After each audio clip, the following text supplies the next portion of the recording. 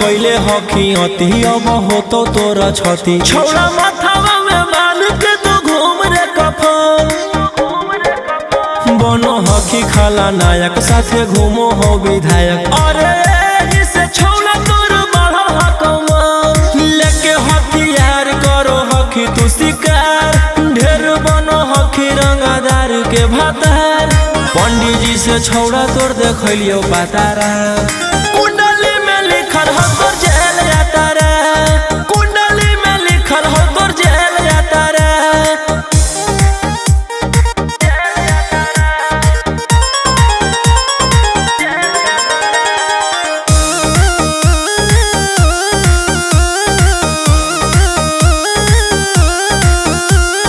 काफिला में घूमो हो तोर 20-20 गाड़ी बजाई के सभे होटर रे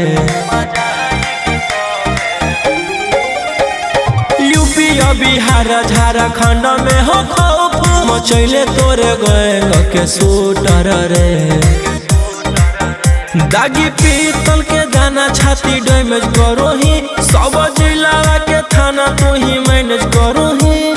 देही औनी ऊज तोरा हको खतरा कुंडली में लिखल हो तोर जेल जाता रे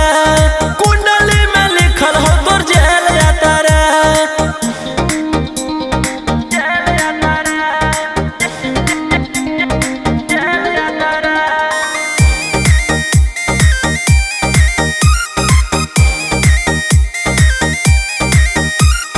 काले फॉर्च्यूनरवा हो काला करो बरावा मचैले हो कि पूरा तू बवंडर रे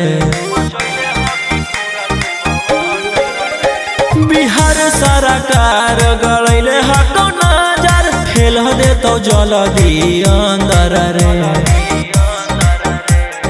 AK-47 लेके छूटा चरोही मन में आबो हको जे छौड़ा उहे करोही रौशन रोही आ कराइन के बढ़ैनी मातारा।